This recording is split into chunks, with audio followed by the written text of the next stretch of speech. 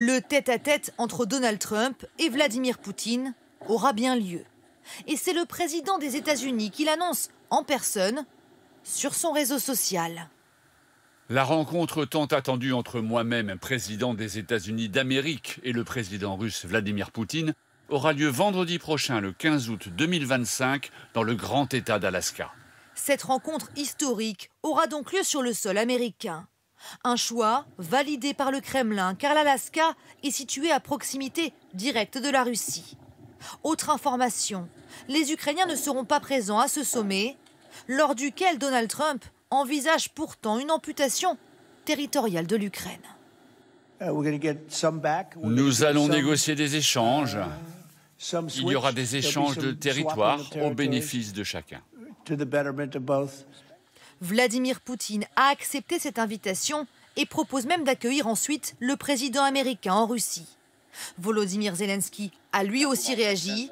Abandonner une partie de son territoire est inconcevable. Les Ukrainiens ne céderont pas leur terre à l'occupant.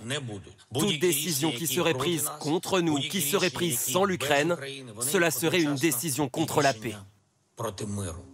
Selon les médias américains, Vladimir Poutine souhaite que l'Ukraine retire ses troupes de la région de Donetsk, qu'elle contrôle encore en partie.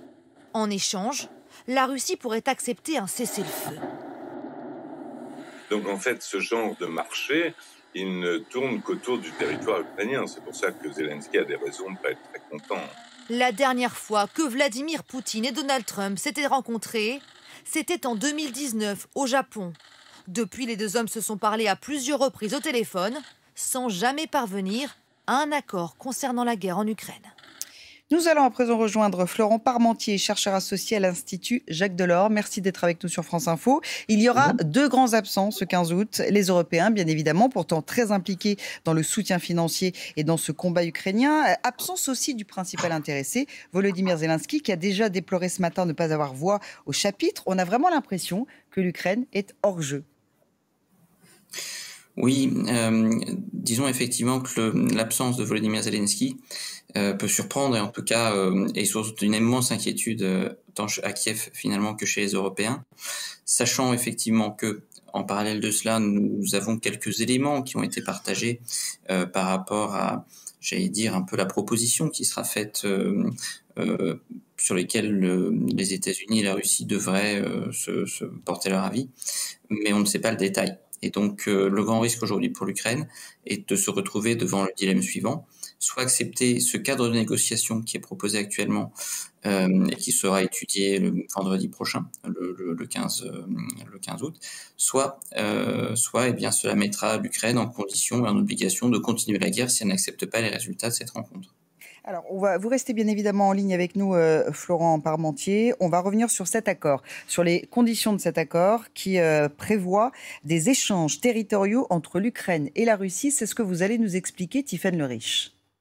Oui, pour bien comprendre, regardez cette carte de la ligne de front russo-ukrainienne. À l'heure actuelle, Moscou occupe la quasi-totalité du Donbass, car elle a un contrôle total de la région de Louhansk et elle occupe majoritairement la région de Donetsk. Eh bien, selon nos confrères du Wall Street Journal, la Russie exigerait auprès de Washington que Kiev renonce à l'intégralité du Donbass et donc retire ses troupes de Donetsk. Ainsi, eh bien, dans ce cas, Louhansk, la Crimée et Donetsk passeraient sous contrôle russe. Alors on se doute bien que ce ne sont pas les seules ambitions de Vladimir Poutine, car dans le passé, durant les derniers mois, la Russie a mis la pression sur Kiev pour obtenir le contrôle total de la région de Zaporijjia et de Kherson, déjà aujourd'hui partiellement occupée par la Russie. Eh bien, ce que révèlent nos confrères du média polonais honnête, c'est que Washington aurait suggéré la reconnaissance du contrôle russe sur les territoires occupés en gelant purement et simplement la ligne de front telle qu'elle est en l'état actuel pour une période allant de 49 à 99 ans. Et puis Tiffaine, quels sont les autres termes de cet accord ?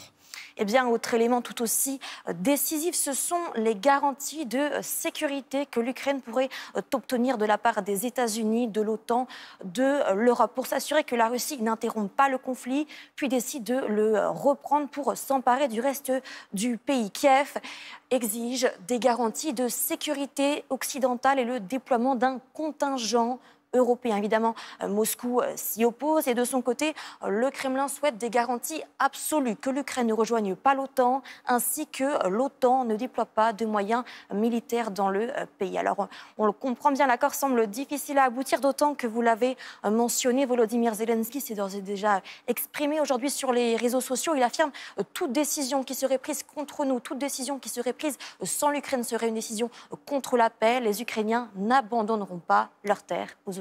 Merci beaucoup Tiffaine pour toutes ces précisions. Merci beaucoup. Nous allons rejoindre à présent Florent Parmentier qui vient d'écouter ce que vient de nous expliquer Tiffaine. Qu'est-ce que l'Ukraine gagnerait si cet accord était appliqué ?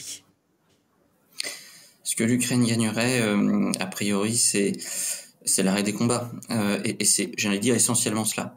Parce qu'en dehors de ça, effectivement, il faudra regarder les détails des garanties de sécurité. Cela a été très bien mentionné. Cela fait partie des éléments importants.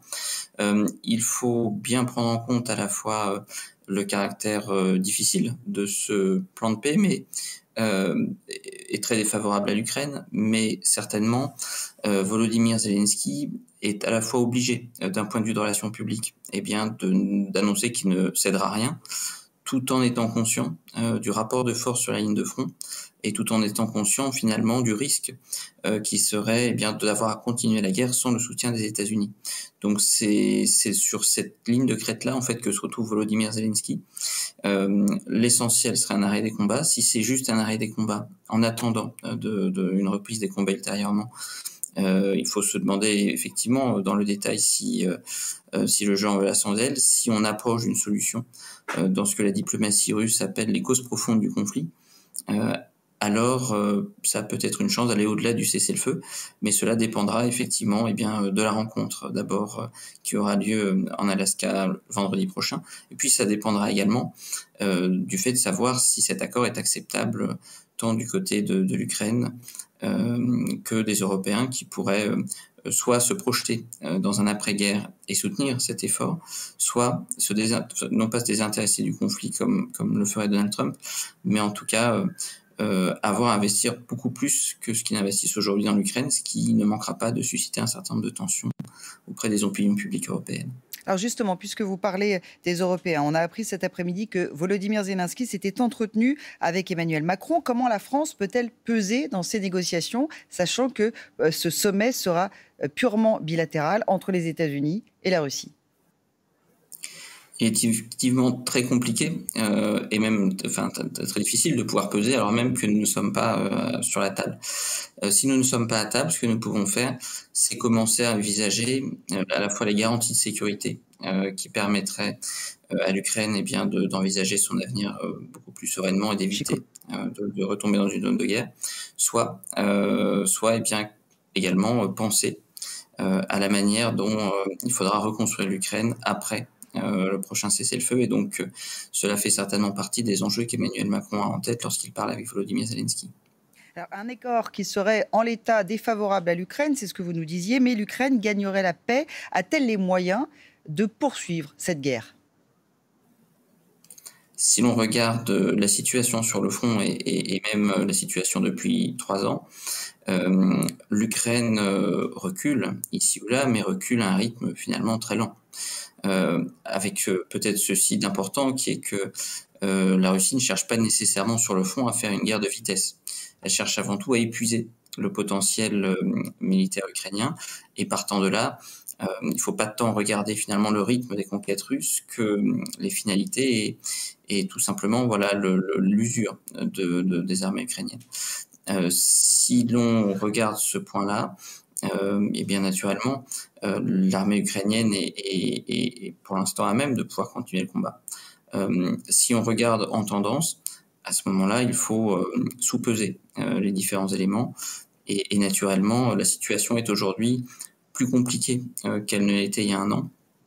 et le retrait russe, enfin le retrait américain, pourrait être compliqué, non pas tant à travers la livraison d'armes qui n'est que l'un des éléments, mais à travers la suspension du renseignement, qui pourrait poser là d'énormes problèmes aux troupes ukrainiennes.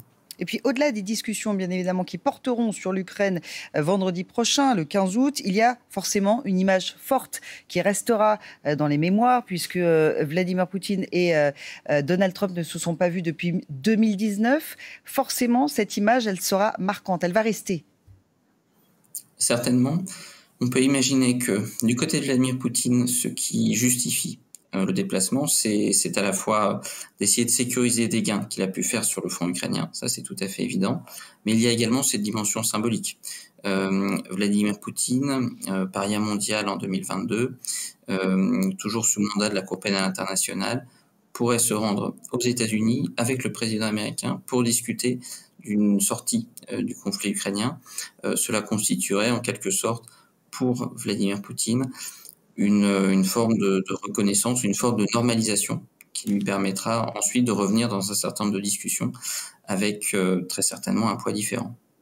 Merci beaucoup, merci Florent Parmentier pour votre éclairage. Nous suivrons bien évidemment de près sur France Info ce déplacement, cette rencontre au sommet en Alaska entre Donald Trump et Vladimir Poutine.